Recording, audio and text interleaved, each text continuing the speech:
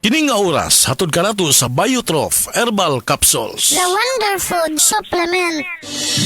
Salamat sa Biotrof Herbal Capsules kay nawa ang sakit-sakit sa akong lutahan. Salamat sa Biotrof Herbal Capsules kay miubos akong blood pressure. Salamat sa Biotrof Herbal Capsules kay mikunhod na ang akong blood sugar.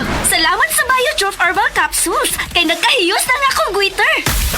Biotrof Herbal Capsules. Garantisadong epektibo para sa mga nagkalain-laing balatian. Mapalit ang Biotrof Herbal Capsules sa tanang mga botika sa inyong dapit. Biotrof Herbal Capsules, the Wonder Food Supplement. Salamat sa Biotrof Herbal Capsules kay nawa ang sakit-sakit sa akong lutahan. Salamat sa Biotrof Herbal Capsules kay miubos akong blood pressure. Salamat sa Biotrof Herbal Capsules kay mikunhod na ang akong blood sugar. Salamat sa Biotrof Herbal Capsules kay nagkahiyos na nga akong goiter. Biotrof Herbal Capsules. Garantisadong epektibo para sa mga nagkalain-laing balatian. Mapalit ang Biotrof Herbal Capsules sa tanang mga botika sa inyong dapit. Biotrof Herbal Capsules, the Wonder Food Supplement. Your bill, sir. What? 40,000 pesos for dinner? 1,400 only, sir. Price check or eyes check for expert eye care, state-of-the-art facilities, affordable eyewear. Go to EO Executive Optical. Your bill, sir. Order pa more. Dessert? EO, love your eyes. For expert eye care, come to EO Executive Optical. EO Executive Optical. Love your eyes. Pahibalo nako sa mga katsauhan aron inyong mahibawan ang original Koy Herbal Capsule. Epektibo gayod ang mga sagol. Dunay ginseng, ginseng o garlic. Mahilti jud ka, automatic do na bagoy ang palaya ug malunggay. Imo pamati mo raghayahay. Busa ikaw, ayaw paglangan gasa kini sa kahitasan ang original Koy Herbal Capsule. Makaingon jud ka og sana all. Original Koy Herbal Capsule. Di mag-all, sana all. Maayong adlaw, makauban nato karon si Nanay Elena. Unsa man ang problema nimo kaniadto? Ay, grabe, nakahanap sa akong mata. Naa daw ko'y katarata. Ingon sa doktor, murag na'y dag-ong pirmi sa akong mata. Pero maayo na lang, kay nakadungog ko bahin sa iBerry. Gisulan ako, human sa tulo ka bulan, dako kaayong kausaban. Pag mata nako, murag kalit lang nilinaw, wala na ang dag-om. Wow, alang sa naay katarata ug mayong pananaw, pangitaa ang iBerry sa inyong paboritong butika. Mahalagang paalala, ang iBerry ay hindi gamot at hindi dapat gamitin panggamot sa anumang uri ng sakit. Adunay Bilberry para sa mata nga hait ug tinaw. Nakakaproblema sa paglibang? Mag-inom sa Super Fiber, the fast-acting colon cleansing product approved by the FDA Philippines. Garantisado nga epektibo. Sa duhang tudbalo ka oras, imo na mapagawas ang higko nga makahatag ubas tautan ug makamatay nga sakit. Ang hugaw nga colon, ang una nga silent killer. Death begins in the colon. Mag Super Fiber. Mas makita natong mayong resulta kung ato ubanon sa pag-inom ang Life Extension Vitamin D3 kag Super Fiber. Para sa himsog kag maayong digestion, mag-inom kada adlaw sang Super Fiber. Mapalit sa mga butika. Ahoy! Kidney care time! Ako si Tere Robles, 59 sa una. Lisod gyud kaayo akong kahimtang na ay problema ang akong kidney unya taas pirmi akong blood pressure. Usahay mahadlok ko kay basin unsa na ang mahitabo sa akong lawas. Maayo gani kay adunay ni rekomenda sa kidney care. Nag-inom ko adlaw-adlaw ug ang akong blood pressure normal na gyud. Mas gana akong pamati ug mas kusog na ko mulihok. Salamat kaayo sa kidney care. Nakatabang gyud sa akong kidney. Ang Kidney Care ay mabibili sa Mercury Drugstore at mga suking butika. Ang kidney care hindi gamot at hindi dapat gamitin panggamot sa anumang uri ng sakit. Likayi ang dialysis o ubang problema sa kidney. Mag-Kidney Care. SED Health Testimonies. Si Sir Pablito Simudlan nakasinati og kidney problems ni sandig sa SED Cogon Herbal Capsule ug SED Panyawan Plus. Siya naulian. Sakit na gyud ayo akong kilid nga nakahilig gyud ko og dugo. Mao tong nakadungog magkuhan sa radyo nga Cogon o Panyawan. Nipalit dayon ko kawan na kaloy sa Dios nawala. Wala na ko nakapatik apay wa naman ko gibati. Nya kaadto karon nagmintin ako. Anto karon ayo na ko unikan sa Cogon o Panyawan. Pablito Simudlan amon isa sinta nakapin sa buhay na lista. SED Health Report. Nagpa-laboratory ko, akong sugar, 304. So, kada nakainom ko aning Sig Panyawan coffee mix. Wala ko kabtag-os kabulan. Pa, sugar ko kusog. 117 na lang akong sugar. Kanira akong gi-maintain. Sig Panyawan coffee mix. Rosemary Kalumba, 61. Kalag-kalag, Ayongon, Negros Oriental. Said Health Testimonies. Ma'am Jean Fuentes adunay hyperthyroidism. Naman ko ko'y hyperthyroidism. Paspas akong heartbeat ba? Nga karang murag perminti, kumadunlan, nilikaon. Magpa-check up na ko, mao na dahil ito na ako'y hyperthyroidism. Pag-try na ko take atong Sig Panyawan capsule. Di karon dili na kay ko magpalpitate. Ay effect yun. Jean Fuentes, Cebu City. Ang Sig Panyawan Plus makatabang sa pagnormal sa atong thyroid glands ug mutabang pa kini sa pagprotektar sa atong kalawasan. Sa opisina, pirmi ba kang nagatubang sa computer? Grabe na gyud akong mata. Pirmi hanap ang akong pananaw. Sakit ang ulo, ug dili kapuyon ang mata. Usahay silaw pagid sa screen. Parehas ta. Ako pod pirmi pula ug uga ang mata tungod sa sigid computer. Maayo na lang, Nanay iBerry Gold with 10 milligrams lutein. Pagsulay na ako sa iBerry Gold, na-feel na ko nga mas klaro ang pananaw ug dili na dali kapuyon ang akong mata. Salamat sa lutein sa iBerry Gold. Makatabang protektar sa mata, batok sa blue light ug eye strain. Kung pirmi ka sa computer o cellphone, iBerry Gold with 10 milligrams lutein. Alaga sa imong mata, matagadlaw. Available na sa Mercury ug mga suking butika. Taas na uric acid. Mao ka na ang nasinati ni Nanay Penny Galasio sa 60 anyos ug natabangan sa Paragis Bila-Bila Herbal Capsule. Nagharap tambang ipang-inom, nagsinaw balik-balik, pa-medical, pa-ultrasound, taas akong uric, akong ulo magsikong kalipong. Nagparagis ko, nanay kausaban, ug nanambok na gani po. Pagsugod na akong inom sa Paragis, makapi man na siyang magkapsul, hinta na yun akong gibati. Sa Paragis Bila-Bila, dili na ka mag-agwanta pa.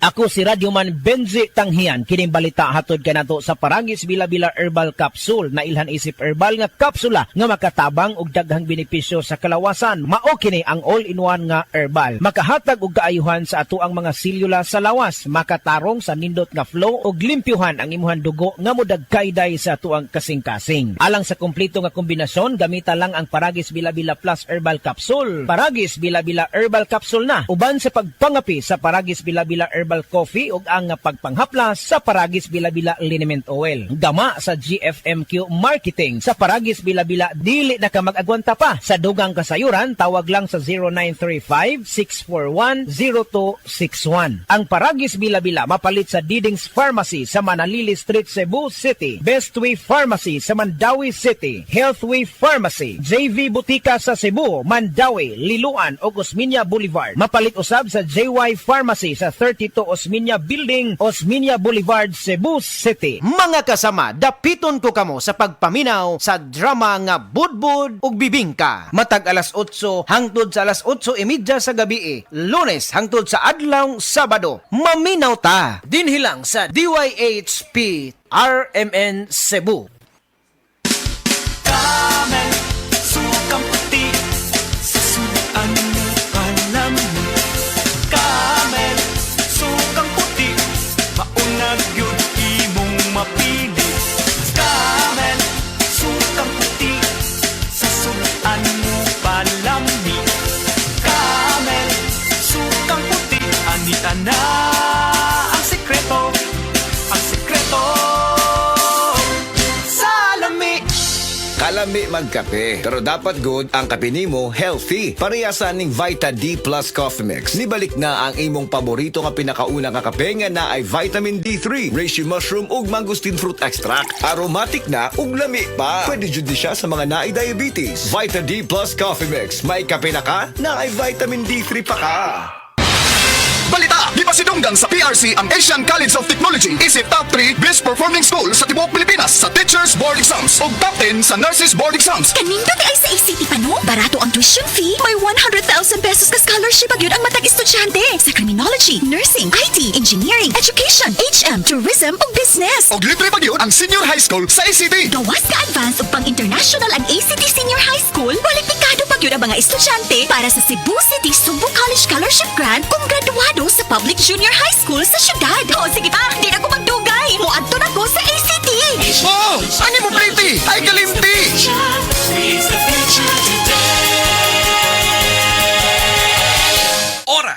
Sunod ka ninyo sa EXL Magkabuhay. Buhay at makulay ang buhay sa EXL Magkabuhay. Salubungin ang sigla, ang makulay mong buhay. Punuin mo ng siyaha, kasamang makabuhay. EXL Life and Herbs Nutritional. Makabuhay, masigana, malusog at makulay ang ating buhay.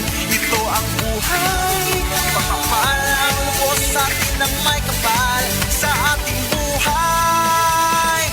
Halina't magmakabuhay. Pagbasa sa 9 na kabanata ng aklat ni Juan, pinagaling ni Jesus ang isang bulag, talata 1-41. Sa paglalakad ni Jesus, nakita niya ang isang lalaking ipinanganak na bulag.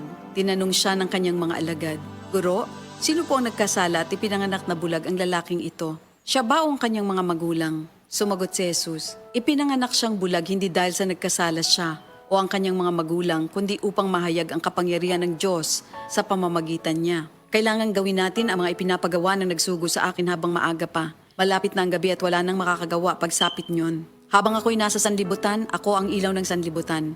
Pagkasabi nito, dumura si Jesus sa lupa at gumawa ng putik.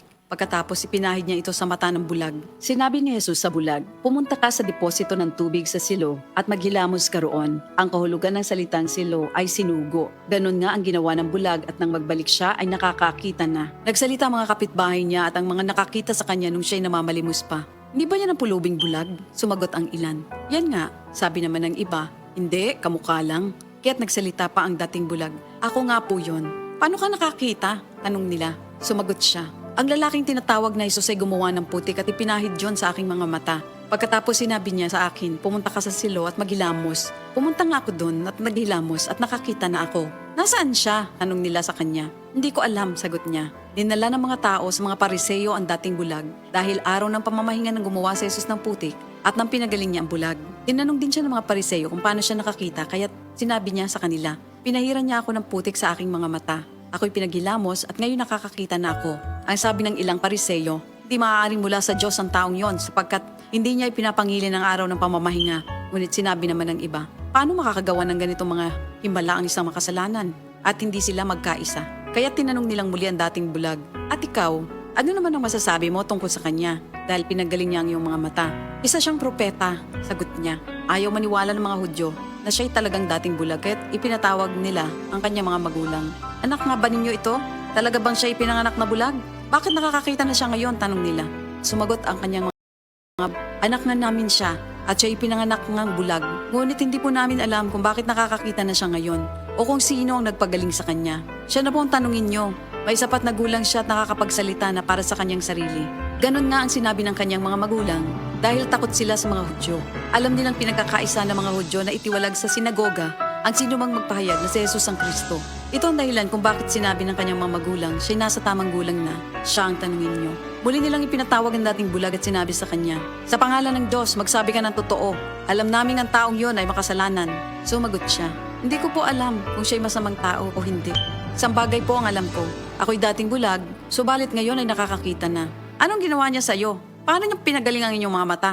tanong nila. Sumagot siya, "Sinabi ko na po sa inyo at ayaw naman ninyo akong paniwalaan. Bakit gusto ninyong marinig muli? Nais ba ninyong maging alagad din niya?" At siya kanilang minura. "Ikaw ay alagad niya, ngunit kami mga alagad ni Moises. Nalalaman naming nagsalita ang Diyos kay Moises, ngunit ang taong yon hindi namin alam kung saan siya nanggaling." Sumagot ang lalaki, "Yan nga po ang nakakapagtaka. Hindi niyo alam kung saan siya nanggaling. Gayon pa man, pinagaling niya ang aking mga mata. Alam nating hindi pinapakinggan ng Diyos ang mga makasalanan, ngunit pinapakinggan niya ang mga tunay na sumasamba sa Kanya at sumusunod sa Kanyang kalooban. Doon pa man ay walang makapagpagaling ng mata ng taong ipinanganak na bulag. Wala pong magagawa ang taong yon kung siya hindi mula sa Diyos." Sumagot sila, "Ipinanganak ang makasalanan at ngayon nais mo pa kaming turuan?" At siya'y kanilang itiniwalag. Nabalitaan ni Jesus na ang lalaking pinagaling niya ay itiniwalag ng mga Pariseo. Kaya na matagpuan niya ito, ay kanyang tinanong, "Sumasampalataya ka ba sa anak ng tao?" Sumagot ang lalaki, "Sino po ba siya, Ginoo? Sabihin niyo po sa akin upang ako'y manalig sa kanya." "Siya'y nakita mo na. Siya ang kausap mo ngayon," wika ni Jesus. "Sumasampalataya po ako, Panginoon," ang sabi ng lalaki. At sinamba niya si Jesus. Sinabi pa ni Jesus, Naparito ako sa mundong ito upang humatol at nang sa gayoy makakita mga bulag at mabulag naman ang mga nakakakita. Narinig ito ng ilang pariseyong naroon at sila'y kanilang tinanong, ibig mo bang sabihin mga bulag kami? Sumagot si Jesus, kung kayo nga'y bulag, wala sana kayong kasalanan. Ngunit dahil sinasabi niyong nakakakita kayo, ang kasalanan ay nananatili sa inyo. Ito ang salita ng Diyos. Hi, I'm Dr. Michael Smith, a medical doctor and senior health scientist of Life Extension Foundation USA. I recommend Life Extension Vitamin D3 for everybody. This is the most practical and wise way to protect our health from diseases like cancer, heart disease, diabetes, and a lot of other health conditions.